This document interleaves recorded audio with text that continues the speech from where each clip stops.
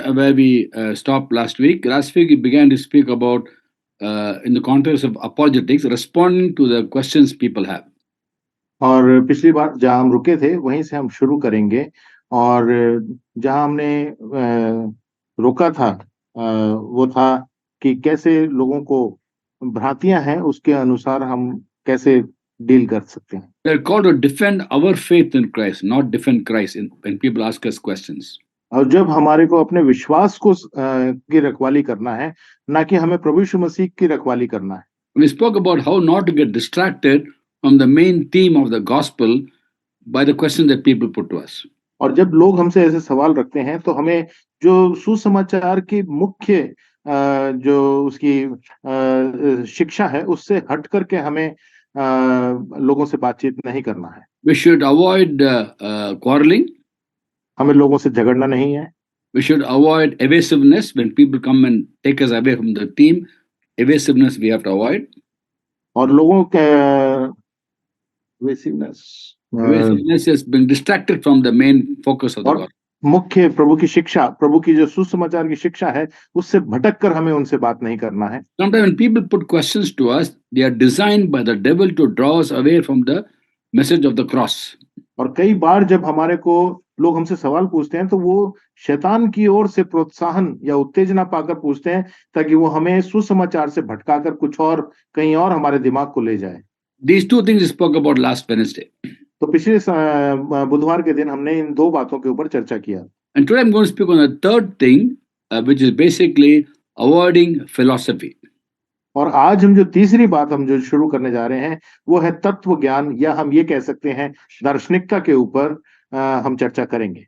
In Colossians chapter 2 verse 8, Paul writes, कुलोसियों की पत्री उसका दूसरा अध्याय उसकी 8वीं आयत में पौलुस लिखते हैं to the church in Colossae, कोलोसे में जो चर्च था कुलुसियों में, वहां पे कलीसिया को पौलुस लिख रहे हैं, see to it that no one takes you captive through hollow and deceptive philosophy which depends on human tradition and the basic principles of this world, but not on Christ.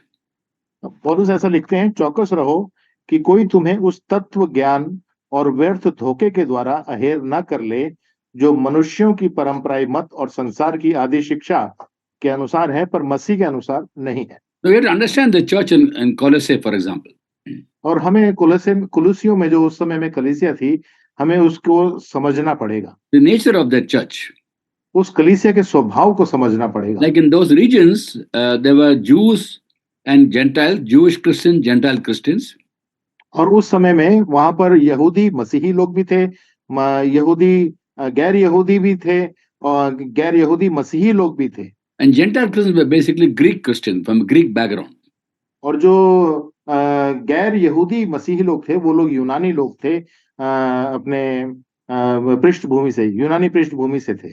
Even after becoming believers, they were trying to equate the Christian faith with other belief systems and philosophies. और जब वो विश्वासी हो गए थे, मसीही हो गए थे, फिर भी वो अपने साथ कुछ भ्रांतियों को लेकर चल रहे थे और उसको मसीहत में वो लेकर आना चाहते थे। And Greek philosophy is very much like Indian philosophy, very deep and very profound. और जो यूनानियों की जो शिक्षा है या दार्शनिकता है वो जैसे हमारे हिंदुस्तान की जो दार्शनिकता है उसकी तरह बहुत गहराई से भ्रांतियों में फंसी हुई है, रीतियों में फंसी हुई है। And Paul gave a caution to the church in Colossae, don't get caught up with that philosophy. और फिर पौलुस उनको आगाह कर रहे हैं, चेतावनी दे रहे हैं, कह रहे हैं कि उनके व्यर्थ धोखे में न फंस जाना, ये वो तुम्हें फंसा न ले अपने व्यर्थ के धोखे में। And verse 6 and 7 he talks about being rooted and built up in Christ. और 6ठी और 7वीं आयत में कहते हैं प्रभु यीशु मसीह में दृढ़ होते रहो और उसी में जड़ पकड़ते जाओ। And in our country we can get caught up with the philosophies of this world. और हम अपने देश में भी इस संसार की जो संसारिकता की जो शिक्षा है उसमें हम फंस सकते हैं। What does philosophy mean?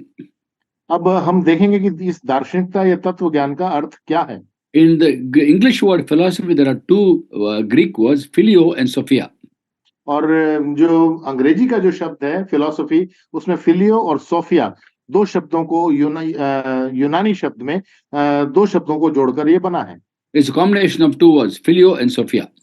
तो यूनानी शब्द फिलियो और सोफिया को जोड़ करके फिलोसफी अंग्रेजी में शब्द बना है। Filio means love, Sophia means wisdom.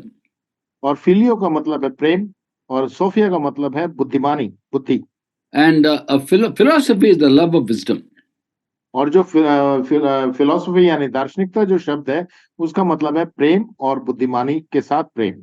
And a philosopher means a lover of wisdom.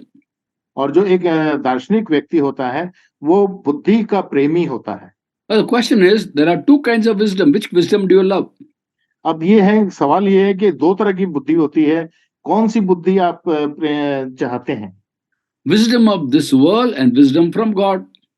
एक तो है इस संसार की बुद्धिमानी और दूसरा है परमेश्वर की बुद्धि और ज्ञान। In James chapter 3, from 13 to 16, James writes about man's wisdom. और याकूब की पत्री में तीसरे अध्याय में 13 से लेके From 13 to 16. 13 से लेके 16 तक Can you read in Hindi? याकूब इस बात को लिखते हैं अपनी पत्री में। Can you read in Hindi? To save time, just in Hindi we can read. हाँ, तो तीसरा याकूब की पत्री तीसरा अध्याय उसकी 13 आयत से आगे हम पढ़ते हैं। उसमें लिखा है, तुम में ज्ञानवान और समझदार कौन है जो ऐसा हो वह अपने कामों को अच्छे चाल चलन से उस नम्रता सहित प्रकट करे जो ज्ञान से उत्पन्न होता है। पर यदि तुम अपने अपने मन में कड़वी डाह और विरोध रखते हो तो सत्य के विरोध में घमंड न करना और न तो झूठ बोलना।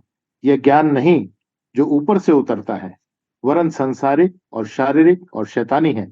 इसीलिए जहां डाह और विरोध होता है वहां बखेड़ा और हर प्रकार का दुष्कर्म भी होता है। पर 17 also. No, 17 verse later on, just 16 verse. Yeah. This passage talks about man's wisdom, which is earthly, unspiritual of the devil. और यहाँ पर जो हम देख रहे हैं बुद्धि की बात या ज्ञान की बात जो हम देख रहे हैं, ये संसारिक ज्ञान है जो शारीरिक है और शैतानी है और संसारिक है। Where there is selfish ambition and discord, every evil practice. और जहां पर हम अपने स्वार्थ के लिए महत्वाकांक्षिता रखते हैं और हम पकड़े भी, शैतान इस रीति से हमें पकड़ता है इन बातों में। Now, when man first sinned against God, he came under the devil's control. और जब मनुष्य ने पहली बार पाप किया तो वो शैतान के चंगुल में फंस गया The whole human personality got corrupted.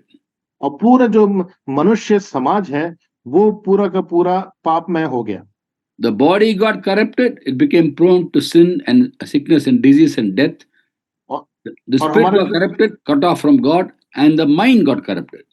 और हमारा देह में पाप के कारण से जो गिरावट आई वो उसके कारण से हमारी बीमारी, रोग और उससे ग्रसित हम हो गए और फिर हमारी आत्मा भी दूषित हो गई और हमारा आत्मा भी दूषित हो गई And the wisdom got corrupted.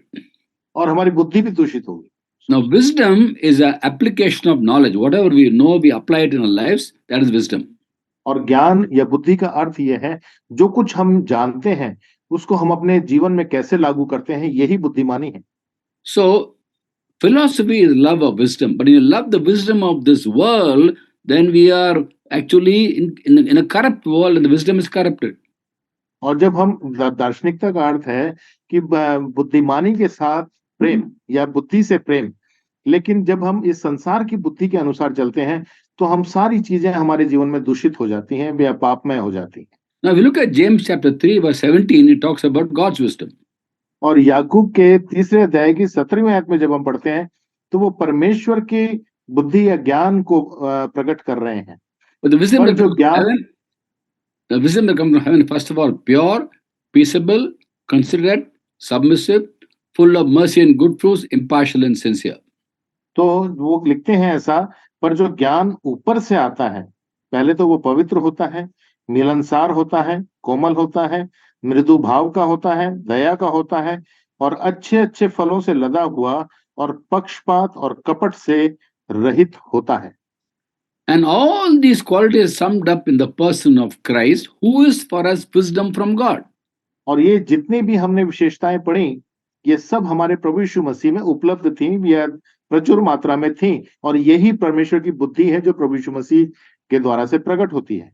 In 1 Corinthians chapter 1, verse 30, we read, पहला कुरिन्थियों पहला अध्याय और उसकी 30वीं आयत में हम पढ़ते हैं, वहां पे ऐसा लिखा है, Christ has become for us wisdom from God, that is our righteousness, holiness, and redemption. परंतु उसी की ओर से तुम मसीह यीशु में हो, जो परमेश्वर की ओर से हमारे लिए ज्ञान ठहरा, अर्थात धर्म और पवित्रता और छुटकारा। So Christ has become for us wisdom from God. सो हमारे लिए प्रभु यीशु मसीह परमेश्वर का बुद्धि, ज्ञान और धार्मिकता है। We are called to love that wisdom, heavenly wisdom, not earthly wisdom. और हमें इसीलिए इसी बुलाहट से बुलाया गया है कि हम स्वर्गीय बुद्धिमानी का इस्तेमाल करें, ज्ञान का इस्तेमाल करें और उससे उसमें हम भर जाएं। A philosopher in this world is a lover of wisdom of this world, which is earthly, unspiritual, demonic of the devil. और जो संसार के जो दार्शनिक लोग हैं, वो संसार की दार्शनिकता से प्रभावित हैं। वो देखा जाए तो संसारिक है, शैतानिक है और शारीरिक लोग हैं। But when we as Christians, when we love Christ, who is wisdom for us, then we are also philosophers.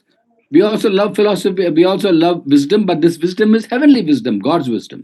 और जब हम मसीही लोग भी, हम प्रभु यीशु मसीह को हम जो पा चुके हैं, तो हम भी बुद्धि और ज्ञान से भरकर चलते हैं और प्रेम और ज्ञान से भरकर चलते हैं। तो इससे हम भी दार्शनिक हैं, लेकिन हम आत्मिक रीति से दार्शनिक हैं। Actually, every Christian is a philosopher. और हकीकत में देखा जाए तो हर एक मसीही व्यक्ति एक दार्शनिक व्यक्ति है, True philosopher. और वो सच्चा दार्शनिक है। Lover of the true wisdom, who is Christ. If you love Christ, you are a lover of wisdom and you are a philosopher. और हम अपने प्रभु यीशु मसीह से प्रेम करते हैं और हमारा प्रभु यीशु मसीह बुद्धि ज्ञान का भंडार है, और इसीलिए हम दार्शनिक हैं। Now, God's wisdom, according to 1 Corinthians 2:7, is secret and it is hidden. और पहला कोरिन्थियों 2:7 के अनुसार जब हम पढ़ते हैं तो परमेश्वर का वो ज्ञान जो गुप्त है, और वो हमें दिया नहीं, मिला नहीं है, भेद की बातें हैं। It's concealed. वो भेद है। And the question comes, where is it concealed, this wisdom from God? अब ये है कि ये कहाँ गुप्त है, कहाँ ये भेद है, कहाँ छुपा हुआ है ये ज्ञान। Colossians chapter 2 verse 3 says, in him, meaning in Christ, are hidden the treasures of wisdom and knowledge. और कुलुस्सियों की पत्री उसका तीसरा अध्याय, उसकी दूसरी आयत में हम पढ़ते हैं कि second chapter verse 3. दूसरा अध्याय, कुलुस्सियों दूसरा अध्याय, उसकी तीसरी आयत में हम पढ़ते हैं कि बुद्धि और ज्ञान के सारे भंडार हमारे प्रभु यीशु मसीह में छुपे हैं। So we must understand first of all why people come with philosophy when you share the gospel. Why with it? Because that's what they know. और हमें इस बात को पहले समझना है कि जब हम लोगों से सुसमाचार बांटते हैं तो वो अपनी दार्शनिकता क्यों प्रकट करते हैं, क्योंकि वही दार्शनिकता से वो भरे हुए हैं। And also they are taught that one of the ways by which they can find God is through wisdom. और उनको एक ये बात सिखाई जाती है संसारिक लोगों को कि वो परमेश्वर को अपनी बुद्धि से ढूंढ सकते हैं।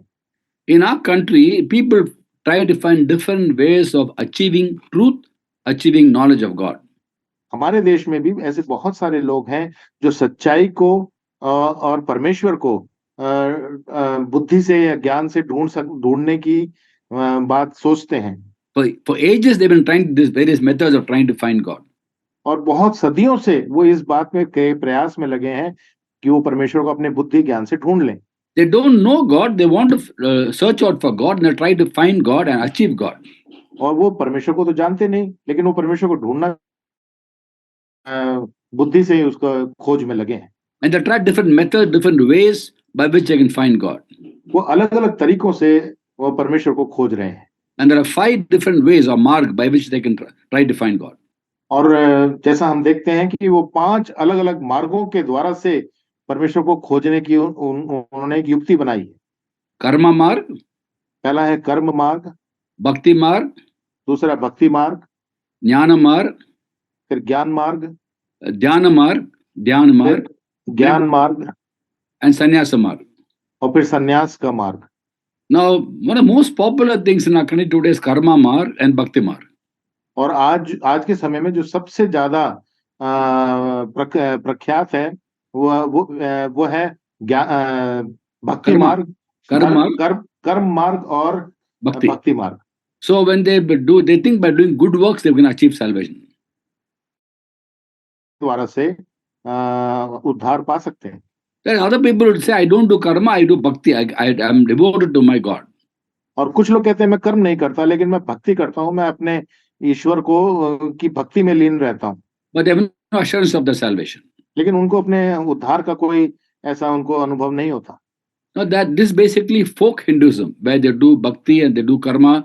But then there's one kind of group of people who don't do these things, but they say, I will find God through my own method, through my gyan. और इन दोनों से हटकर लोग कहते हैं कि मैं भक्ति और कर्म में विश्वास नहीं करता, मैं अपने ज्ञान से परमेश्वर को खोजना चाहता हूँ। But they forget that the human wisdom is corrupted. और लेकिन वो इस बात को भूल जाते हैं कि जो मनुष्य बुद्धि है वो खुद ही दूषित है। And in the Old पाप में है। Testament, in the Old Testament, in Job chapter 14 verse 4, पुराने नियम में अय्यूब 14 उसके 4 आयत में हम पढ़ते हैं, who can bring something pure from what is impure? No one. Who can bring something pure from something impure? No one. अय्यूब 14 उसका 4 ना, Yeah, yes. उसमें लिखा है अशुद्ध वस्तु से शुद्ध वस्तु को कौन निकाल सकता है? कोई नहीं। God's wisdom is Shuddha Vastu and man's method is Ashuddha Vastu. परमेश्वर की बुद्धिमानी है वो शुद्ध वस्तु है और मनुष्य की बुद्धिमानी जो है वो अशुद्ध वस्तु है। So how can something pure come from something impure? How और can जो something good or something from something impure? No one can do that. और कुछ पवित्रता में से अपवित्रता कैसे निकलेगी या अपवित्रता में से पवित्र वस्तु कैसे निकल सकती है? So every method man uses to find God through his wisdom will fail. और जो मनुष्य अपनी बुद्धिमानी से सोचता है कि मैं परमेश्वर को खोज लूंगा या इस मार्ग में चलकर मैं खोज लूंगा परमेश्वर को, वो जरूर नाकाम हो जाएगा, निष्फल हो जाएगा। But we must not be surprised when they come with their own wisdom and ask funny questions to us, because that's what they know. We can't blame them. लेकिन हमें इस बात से खेदित नहीं होना है कि वो लोग आते हैं और अलग अलग तरह के हमसे ऐसे प्रश्न पूछते हैं जिसका कोई मतलब नहीं है। हमें इससे दुखी नहीं होना है। But we must not be captive to that. That's what Paul wants the Colossian church in Colossians 2. Don't get caught up with hollow and deceptive philosophy. लेकिन वो पौलुस यही कहते हैं कि उनकी जो तत्व ज्ञान की जो विद्या है उससे तुम अहेर में मत फंस जाना, उसमें तुम फंस मत जाना। तुम In the 9th and 10th verse, he writes, for in Christ, Colossians 2, 9 and 10, the fullness of the deity lives in bodily form, and you have been given fullness in Christ.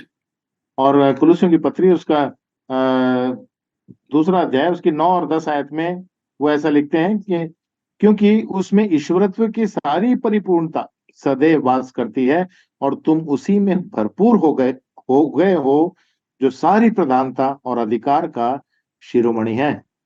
Now, whatever the apostle Paul preached in his own ministry, he practiced it.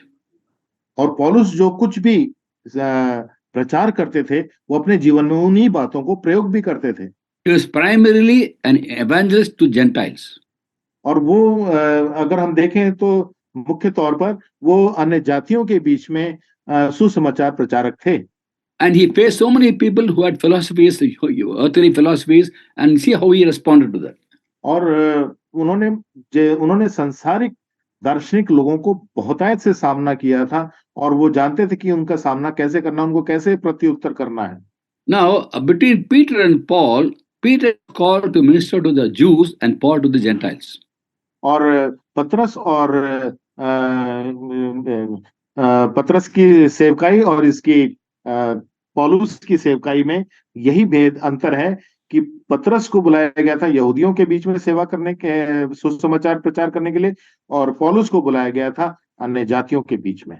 From a human perspective, it's a very odd choice of God.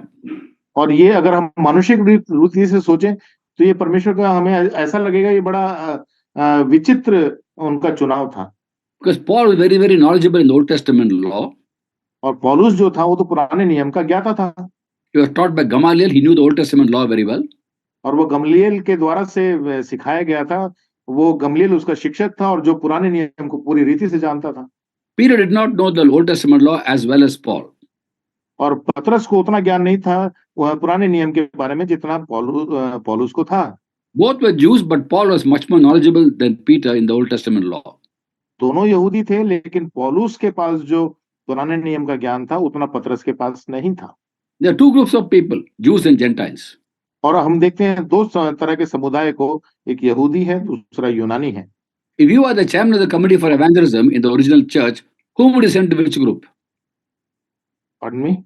If you are the chairman of committee for evangelism in that church in Jerusalem, whom would it send to which group? अगर chairman है उस संस्था के, जिसको चुनाव करके भेजना है एक सेवक को, तो आप किसको चुनोगे में से और भेजोगे? अन्य Who जातियों will के send to बीच which में। group? और पौलुस को किस ग्रुप में, किस समुदाय में भेजोगे, और पतरस को किस समुदाय में भेजोगे?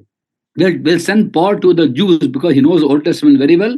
Jews know Old Testament, so you go to the Jews, they ask a question, you can answer questions. और हमारा चुनाव इसी रीति से होगा कि पौलुस को तो भाई पुराने नियम का बहुत प्रचुर मात्रा में ज्ञान है, तो हम उसको जरूर यहूदियों के बीच में भेजेंगे, और पतरस को पुराने नियम का इतना ज्ञान नहीं, तो उसको हम अन्य जातियों के बीच में भेजेंगे। So go to Gentiles, they don't know the Old Testament law at all, you go to them. और हम यही कहेंगे कि भाई आपको भी पुराने नियम के बारे में ज्यादा ज्ञान नहीं, पतरस आप जाओ और यूनानियों के बीच में काम करो। But God did the opposite. In Galatians chapter 2, 8 and 9 we read, Paul is sent to the Gentiles, Peter to the Jews. और हम देखते हैं कि परमेश्वर ने इसके बिल्कुल विपरीत काम किया। गलतियों की पत्री उसके दूसरा अध्याय उसके 8 और 9 में हम पढ़ते हैं, वहां पर लिखा है, क्योंकि जिसने पतरस से खतना किए हुए में प्रेरिताई का कार्य बड़े प्रभाव सहित करवाया, उसी ने मुझे भी अन्य जातियों में प्रभावशाली कार्य करवाया।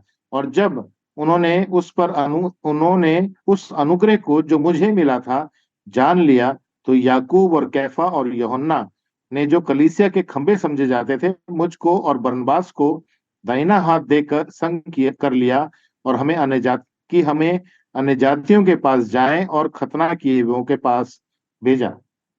So actually God is opposite because he wanted them to depend upon the Holy Spirit to know how to communicate to different groups of people.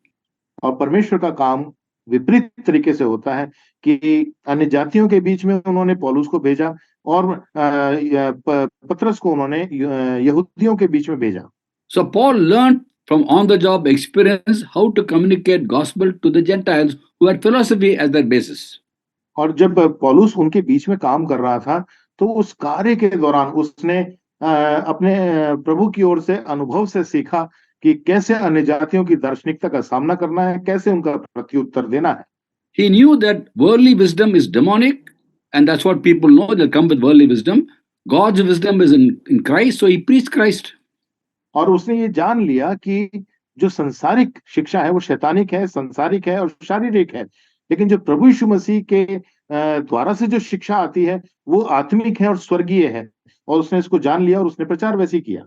And when he ministered, he faced both kinds of people. He faced the Jews and he faced the Gentiles. और जब वो प्रचार करता था, पौलुस प्रचार करता था, तो वो यहूदियों को भी और यूनानियों को भी, दोनों को उसने सामना किया और दोनों को उसने प्रचार किया। Let's look at the way he responded to philosophers from among the Gentiles. और फिर हम देखते हैं कि उसने कैसे इन दार्शनिक लोगों को प्रत्युत्तर दिया। Now let's look at 1 Corinthians chapter 1 verse 20. I'll quote in English and then brother will interpret into Hindi. 1 Corinthians 1:20. पहला कोरिन्थियों 1:20 को हम पढ़ेंगे। Where is the wise man? Where is the scholar? Where is the philosopher of this age? Has not God made foolish the wisdom of this world? For since the wisdom of God, the world through wisdom did not know him, God was pleased with the foolishness of what is pleased to save those who believe. कहाँ रहा ज्ञानवान, कहाँ रहा शास्त्री, कहाँ इस संसार का विवादी? क्या परमेश्वर ने संसार के ज्ञान को मूर्खता नहीं ठहराया? क्योंकि जब परमेश्वर के ज्ञान के अनुसार संसार ने ज्ञान से परमेश्वर को न जाना, तो परमेश्वर को यह अच्छा लगा कि इस प्रचार की मूर्खता के द्वारा विश्वास करने वालों को उद्धार दे। The world through wisdom did not know him, so you cannot find God through worldly wisdom. तो संसार का जो ज्ञान है वो परमेश्वर को जानता ही नहीं, और उसके अगर उस ज्ञान पे आप चलेंगे तो आप परमेश्वर को कभी नहीं खोज सकते या ढूंढ सकते। Where is the philosopher of this age? Paul writes. पौलुस लिखते हैं, कहाँ रहा ज्ञानवान, कहाँ रहा Shastri? Philosopher of this age means lover of wisdom of this age. और इस युग का जो बुद्धिमता से प्रेम करने वाला व्यक्ति कहाँ रहा? ज्ञानवान। And then from 22nd verse, Paul writes, फिर 22वें आयत से आगे पौलुस ऐसा लिखते हैं, Jews demand signs, Greeks look for wisdom. यहूदी तो चिन्ह चाहते हैं और यूनानी ज्ञान की खोज में रहते हैं। But we preach Christ crucified. तब वो कहते हैं, परंतु हम तो उस क्रूस पर चढ़ाए हुए मसीह का प्रचार करते हैं। Stumbling block to Jews, foolishness to Gentiles, but all whom God has called, Christ the power of God and the wisdom of God. जो यहूदियों के निकट ठोकर का कारण, अन्य जातियों के निकट मूर्खता, परंतु जो बुलाए हुए हैं, क्या यहूदी क्या यूनानी, उनके निकट मसीह परमेश्वर की सामर्थ और परमेश्वर का ज्ञान है। So in our country, when people come back to our gospel sharing with their own philosophy and their way of thinking, don't be surprised, don't criticize them, but don't get caught up with philosophy. और जब हम अपने देश में भी ऐसे बहुत सारे दार्शनिक लोगों को देखते हैं जो संसार की दार्शनिकता के साथ मिलाकर परमेश्वर के वचन को प्रचार करते हैं, ऐसे लोगों के साथ आप फंस ना जाएं, उनकी तत्व ज्ञान में आप अहेर ना हो जाएं। You must not condemn them for coming up with philosophy. That's what they know. Whatever they know, only they can ask. But we shouldn't get caught up with that philosophy. और हम उनकी दार्शनिकता के बारे में उनको बिल्कुल तिरस्कार ना करें, लेकिन हम उनकी जो तत्व ज्ञान की विद्या है उसमें हम फंस ना जाएं, हम उसमें उनके चंगुल में ना फंस जाएं, ये हमें चौकन्ना रहना। People only ask questions based on what they know, not what they do not know. क्योंकि लोग तो उसी पर आधारित सवाल पूछेंगे जो वो जानते हैं, और वो नहीं जानते उसके बारे में वो पूछेंगे कैसे। But we know that the true wisdom is Christ himself and hidden in Christ when we follow him. और हम ये जानते हैं कि सच्चा ज्ञान जो है वो प्रभु यीशु मसीह में है, और वो प्रभु यीशु मसीह से ही हमें प्राप्त होता है। Now, Jews and Gentiles were two different groups of people, different psyche. और जो दो तरह के जो बुद्धि विचारक थे, वो थे यहूदी और यूनानी, ये दो तरह के अलग अलग मतों के विचारक थे। Jews attributed God's people with miracles, wonders and signs. Any man of God, they will look at the, oh, it must be, if he's from God, he must do miracles. और यहूदी लोग थे, वो ये ढूंढते थे, अरे ये कुछ अचंभे की बात हुई है, चिन्ह हुआ है, तो ये जरूर परमेश्वर की ओर से होगा। यहूदी चिन्ह ढूंढते थे। They're looking for miracle. They ask Jesus, show us a miracle, we'll believe. और वो प्रभु यीशु मसीह के उन अद्भुत कामों को, अचंभे के कामों को देखना चाहते थे, और वो देखते थे और विश्वास करते थे। Nicodemus told Jesus, no one can do miracles and doing unless God is with them. और वो ये भी कहते थे कि प्रभु यीशु मसीह, Nicodemus told Jesus, no one can do the miracles and doing unless God is with him. हाँ, वो उनका ये कहना था यहूदियों का कि प्रभु यीशु मसीह जो अचंभे के काम करते, जब तक प्रभु उनके साथ, परमेश्वर उनके साथ ना हो, तो वो ऐसे अचंभे के काम नहीं कर सकते। So Jews equated God's people with miracles. तो यहूदी लोग थे, वो परमेश्वर के लोगों को अचंभे के कामों के द्वारा से परमेश्वर का मनुष्य जानते थे। Whereas Gentiles, they're not interested in miracles. They wanted answers to questions. लेकिन जो यूनानी लोग थे, उनको इन अद्भुत कामों से कोई मतलब नहीं था, वो सिर्फ ज्ञान से समझना चाहते थे। They wanted answers to questions. वो उनके सवालों का उत्तर चाहते थे, जो उनके सवाल थे उसका उत्तर उनको चाहिए था। How will the dead rise? What kind of body will they have? These are the questions they had. उनका सवाल ऐसा होता था कि मुर्दों में से कैसे जी उठेंगे, या उनके जब वो जी उठेंगे तो उनका देह कैसा होगा। They are philosophical questions. ये एक दार्शनिक सवाल है। But then, what did Paul do? Paul, being an apostle, could have done miracles to confirm what he's speaking.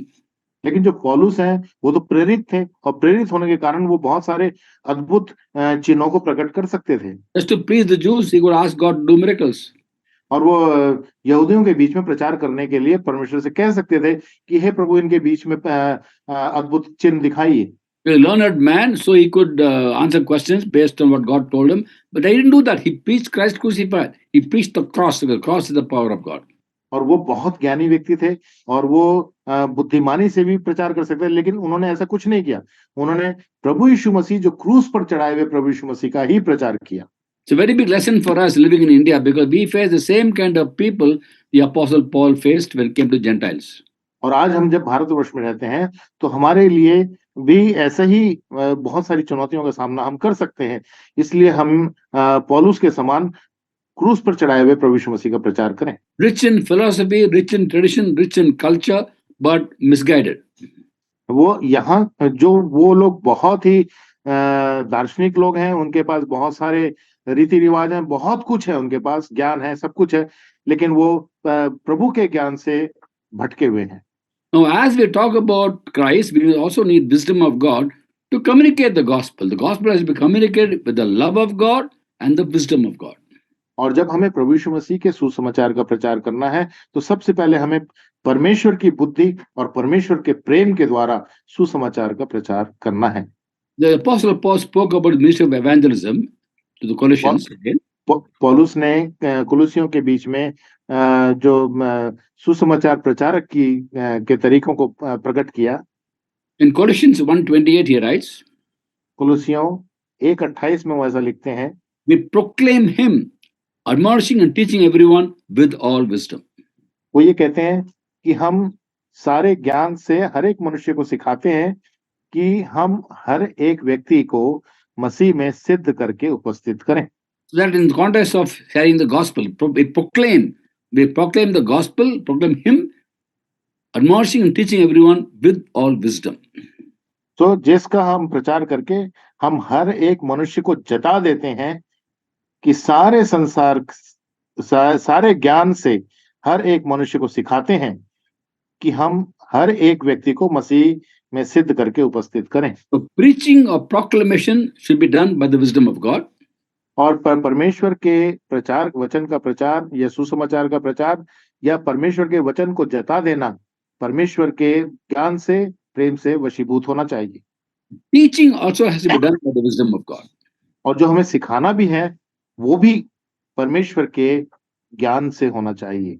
In Colossians 3:16, Paul writes, कुलुसियों 3:16 में पौलुस ऐसा लिखते हैं, let the word of Christ dwell in you richly as you teach and admonish one another with all wisdom.